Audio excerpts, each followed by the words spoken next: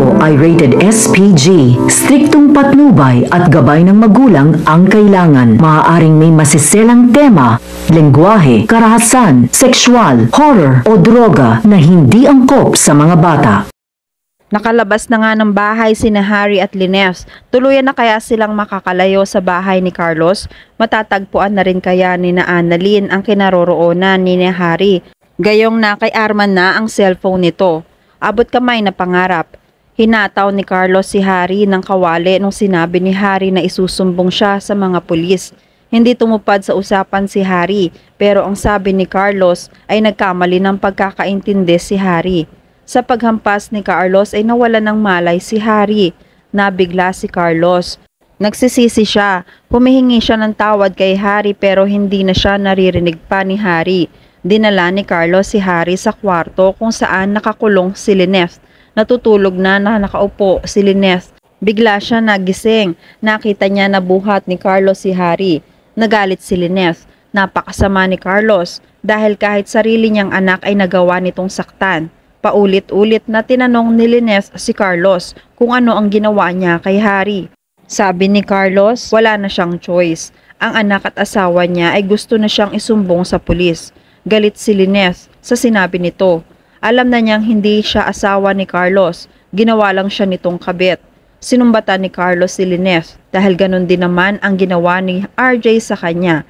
Pero pinagtanggol ni Lineth si RJ dahil kahit kailanman, hindi sinakta ni RJ ang mga anak niya. Hindi kagaya ni Carlos. Naturingan pa naman siyang isang doktor pero isa siyang halimaw. Galit na galit si Carlos. Hinamon siya ni Lineth. Nasaktan siya dahil alam ni Lineth na yun naman ang gustong gawin ni Carlos sa kanya. Kinokontrol pa ni Carlos ang sarili niya sa pananakit kay Lineth. Hindi pa rin tumitigil si Lineth. Napakamalas naman ni Harry dahil si Carlos ang naging ama niya. Dahil walang kwenta si Carlos. Nagpipigil pa rin si Carlos. Masama ang pagkakatitig ni Lineth. Inumpisahan na ni Carlos na talian si Harry habang wala itong malay. Iniwan na ni Carlos sina Harry at Lineth matapos niyang talian si Harry. Bumaba siya para uminom ulit. Lugmok na si Carlos. Hindi na niya alam ang gagawin niya dahil wala na siyang kakampi.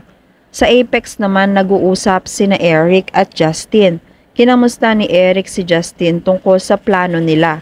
Inulit-ulit ni Justin na naaawa siya kay Annalyn pero napagalitan na naman siya ni Eric.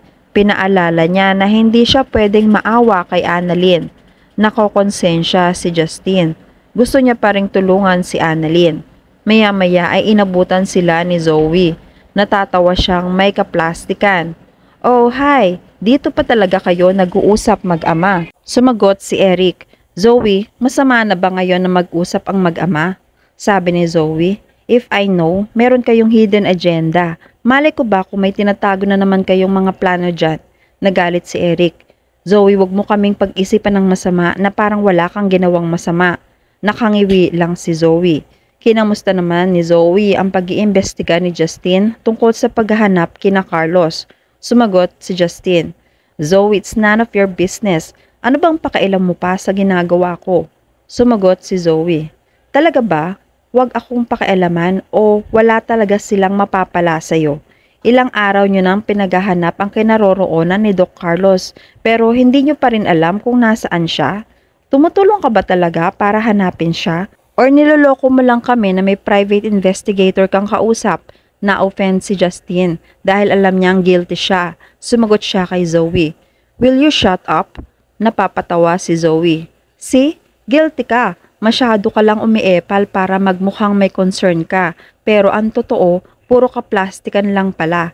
Parehas lang kayo ng daddy mo. Sabay talikod ni Zoe para umalis. Nagalit si Eric. Hinila niya ang braso ni Zoe at sinabing, bastos ka. Hindi ka talaga pinalaki ng maayos. Hindi ka katulad ni Annalyn. Hinila ni Zoe ang braso niya mula sa pagkakahawak ni Eric. Pwede ba? Wag mo akong mahawak-hawakan at wag mo akong ikumpara kay Annalyn. Tumingin si Zoe kina Eric at Justin. Umalis na rin siya ng tuluyan. Wala nang nagawa sina Eric at Justin. Pareho silang nanggigigil sa inis kay Zoe. Sa bahay naman ni Carlos kung nasaan sina Linef at Harry. Pagkaalis ni Carlos ay tinawag ni Linef si Harry para magising. Hanggang sa unti-unti na ngang nagising si Harry. Tita Linef, anong nangyari? Bakit ako narito at nakatali? Pilit niyang inalala ang mga nangyari. Natatandaan ko na, pinukpok ako ni Dad sa ulo. Gusto ko na kasi siyang isumbong sa pulis. Tama ka po, Tita Linef. Ibang-iba na si Dad. Hindi na niya ako pinakikinggan. Kailangan na natin makagawa ng paraan para makatakas dito. Nag-isip naman ng paraan si Harry. Nakakita siya ng isang matalas na bagay. Pilit niyang inabot sa pamamagitan ng mga paa. Unti-unti niyang kinalagan ang sarili.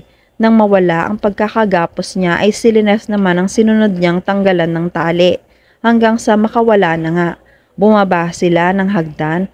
Napansin nilang nakatulog na si Carlos dahil sa kalasingan.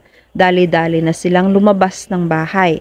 Sa pagkakataong ito ay nakakalakad na si Linef pero mabagal pa rin.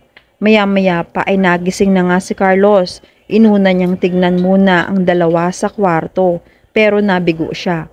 Wala na siyang inabutan dito. Galit na galit siya dahil naisahan siya ng dalawa. Tinawag niya ang pangalan ng dalawa. Narinig na nila Harry at Linef ang boses ni Carlos na hinahanap sila. Nagmadali silang lumabas sa gate. Nakakita agad sila ng tricycle. Natataranta na sila sa pagmamadali. Humingi ng tulong si Harry sa tricycle driver. Si Linef naman ay nawala ng malay dala ng pagod at gutom. Nanghihina na siya. Inalalayan agad siya ng driver at ni Harry. Binulong ni Linef, "Bilisan mo Harry, umalis na tayo." Hanggang sa nawalan na nga ng tuluyan ng malay si Linef. Natataranta na si Harry. Sinabi niya sa driver, "Bilisan niyo po, tulungan niyo kami, ilayo niyo kami dito." Sumunod na rin ang lalaki at nagmamadali. Sa sobrang galit ni Carlos ay nagpunta siya sa kwarto para hanapin ang baril niya. Kinuha niya ito. Dali-dali siyang lumabas ng bahay para hanapin si Linef at Harry. Nagmamadali siyang tumakbo hanggang sa inabutan niya ang dalawa.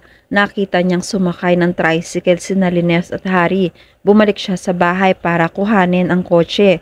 Susundan niya ang tricycle. Nagmamadali ang driver ng tricycle. Naguguluhan siya sa nangyayari. "Sir, saan ko po kayo dadalhin? Sa ospital ba o sa presinto?" Naguguluhan rin si Harry. Walang malay si Linef. Lilingunin niya ang bahay at sakto nakita niyang sinusundan na sila ni Carlos. Pinagmamadali na niya ang driver. Sa presinto niya pinatutuloy ang tricycle. Samantala binuksan ni Arman ang cellphone. Sinilip muna niya ang laman nito kung kailangan bang i-reformat. Gusto niyang mag-social media muna. Binuksan niya ang wifi. Sakto nagkasignal na ang cellphone. Habang sina Annalyn naman ay inaantay ang balita kay Justin, naalala niyang buksan ulit ang tablet ni Harry. Sakto napansin niyang may signal na ang cellphone ni Harry. Kinontak niya agad sina Regan at Lyndon para samahan siya sa kinaroroonan ni Harry. Magkita-kita na kaya sila? Maaabutan nga kaya ni Carlos sina Harry at Linef? At yan ang mga pakakaabangan natin sa abot kamay na pangarap. Please like this video and please subscribe to my channel at pakihit mo na rin ang notification bell para sa marami nating updates.